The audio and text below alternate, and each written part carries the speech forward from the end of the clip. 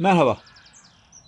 Bugün hayatımızın neredeyse vazgeçilmez bir parçası haline gelen, sabahları bizi uyandıran, sohbetlerimize eşlik eden ve çoğunlukla sadece keyif için içtiğimiz kahve hakkında konuşmak istiyorum.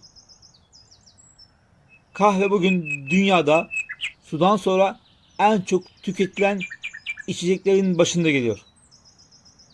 Ancak pek çoğumuz için o sabahları içilen ilk içecek. Sadece bir içecek değil, güne başlama ritüeli, dostlukların bahanesi ve zihinsel bir yakıt. Kahve günümüzde dünyanın en çok tüketilen içeceklerinden biri. Pek çoğumuz güne bir fincan kahveyle başlıyoruz. Kimimiz Türk kahvesini seviyor, kimimiz filtre kahveyi, kimimiz latte ya da espresso tercih ediyor. Ancak kahve sadece lezzetli bir içecek değildir. Aynı zamanda 1000 yılı aşan tarihi, kültürel önemi ve sağlığımız üzerindeki etkileriyle oldukça dikkat çekici bir üründür. Bugün sizlere bu siyah iksirin antik çağlardaki keşfinden modern tıp dünyasındaki yerine kadar uzanan, hem keyifli hem de sağlığımızı doğrudan ilgilendiren hikayesini anlatacağım.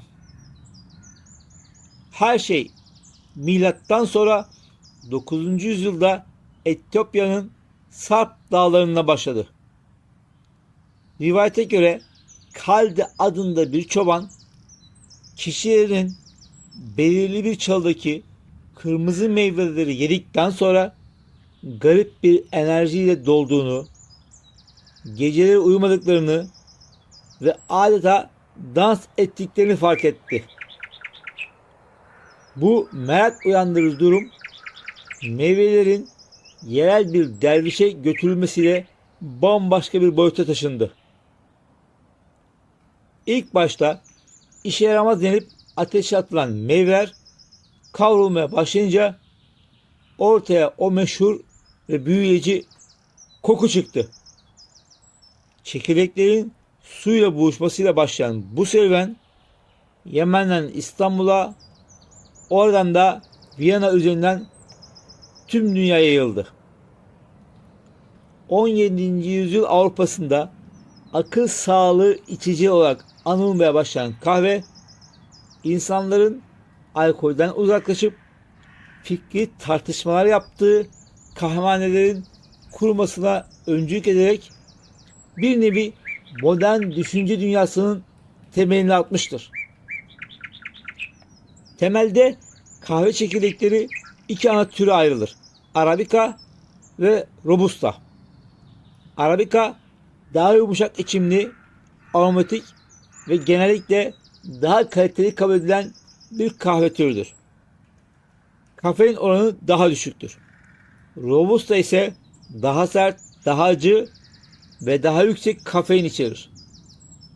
Özellikle sert kahve sevenler için tercih edilir. Bunlardan hazırlanan farklı kahve türleri vardır. Türk kahvesi geleneksel yöntemlerle hazırlanır ve yoğun aromasıyla dikkat çeker. Filtre kahve daha hafif ve dengeli bir seçenektir. Espresso yoğun ve serttir. Latte ve cappuccino ise sütlü seçeneklerdir. Ancak kalori oranları daha yüksektir. Soğuk kahveler günümüzde oldukça popülerdir. Fakat çoğu zaman fazla şeker içerdiği için dikkatli tüketilmelidir. Şimdi gelelim en önemli soruya: kahve sağlıklı mı? Cevap aslında miktara ve nasıl tüketildiğine bağlıdır. Doğru miktarda tüketildiğinde kahvenin birçok faydası vardır. Kahve içerdiği kafein sayesinde enerji verir, dikkati arttırır, konsantrasyonu güçlendirir, yorgunluğu azaltabilir. Ayrıca kahve güçlü antioksidanlar içerir. Bu maddeler vücudu serbest radikallere karşı koruyabilir. Bazı araştırmalar düzenli ve ölçülü kahve tüketiminin tip 2 diyabet riskini azaltabileceğini, Parkinson riskini düşürebileceğini, karaciğer sağlığını destekleyebileceğini, metabolizmayı hızlandırabileceğini göstermektedir. Kısacası kahve bilinçli tüketildiğinde faydalı olabilir. Ancak her güzel şeyde olduğu gibi fazlası zararlıdır. Aşırı kahve tüketimi uykusuzluk, çarpıntı, sinirlilik, kaygı, mide sorunları, tansiyon yükselmesi gibi problemlere yol açabilir. Özellikle gün içinde çok fazla kahve içmek veya gece geç saatlere kahve tüketmek uyku düzenini ciddi şekilde bozabilir. Peki kahve içtiğimizde vücudumuzda tam olarak ne oluyor? İşin bilimsel ama basit kısmı şudur. Beynimizde yorgunluk sinyali veren adenozin adında bir molekül vardır. Kafein bu molekülü taklit ederek onun yerine geçer ve beynimize hala enerjin var mesajı gönderir. Ancak kahve sadece uyanık kalmamızı sağlamaz. O aslında sıvı bir antioksidan deposudur.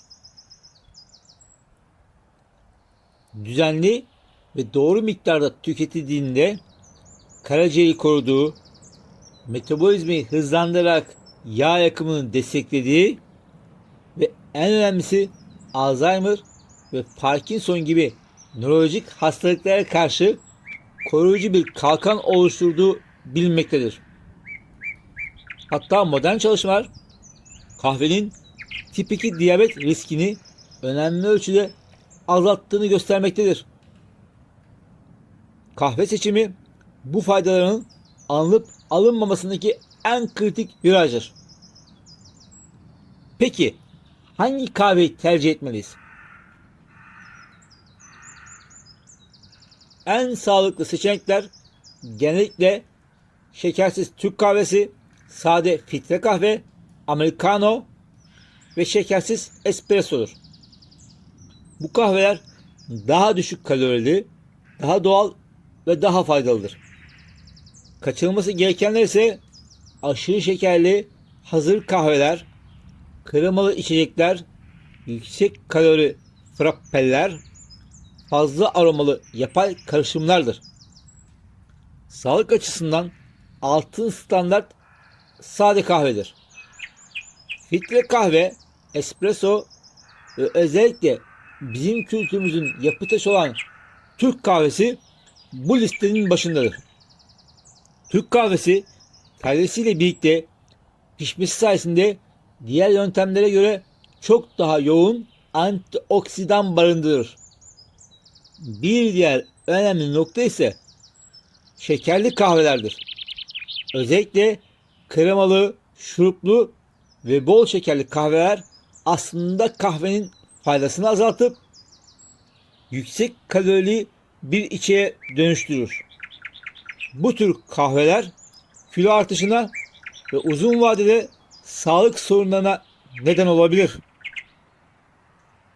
Kahve ne zaman ki içine devasa miktarlarda şurup, krema, karamel ve şekerler eklenirse o zaman bir şifa kaynağı olmaktan çıkıp sıvı bir kalori bombasına dönüşür.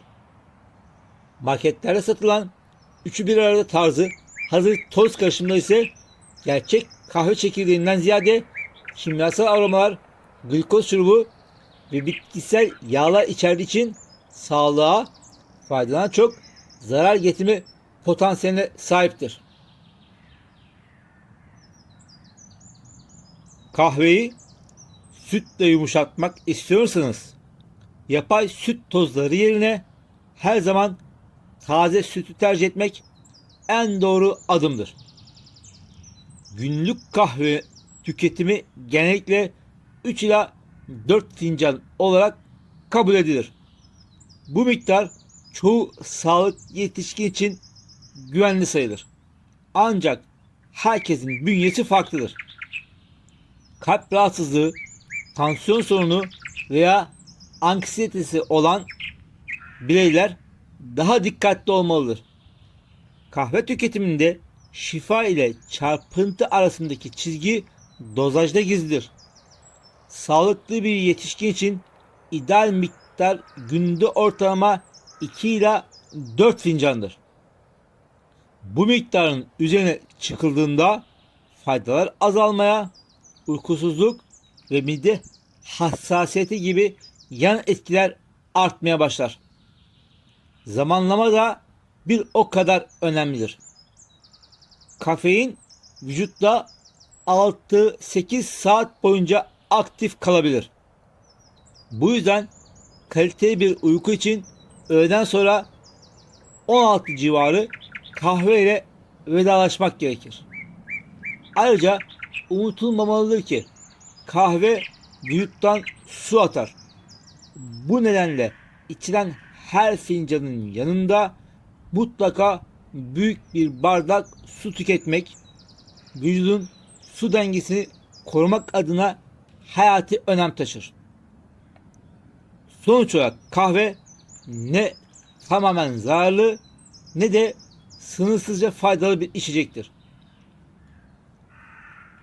Kahve doğru tür seçildiğinde, ölçülü tüketildiğinde ve gereksiz şekerden uzak durulduğunda hayatımıza keyif ve fayda katabilir. Yani önemli olan sadece kahve içmek değil, nasıl, ne kadar ve hangi tür kahve içtiğimizdir. Kahve doğru seçildiğinde ve ölçülü tüketildiğinde hem zihnimiz hem de bedenimiz için harika bir yardımcıdır. Onu katkı maddeleri boğmadan çekirdeğin kendi doğasına saygı duyarak içmek, bu 1000 yıllık mirastan en iyi şekilde faydalanmamızı sağlar. Bir dahaki sefere kahvenizi yudumlarken onun arkasındaki 1000 yıllık tarihi ve vücudunuza kattığı sağlığı hatırlayın. Unutmayalım, kahve dosttur ama dozunda olduğu sürece.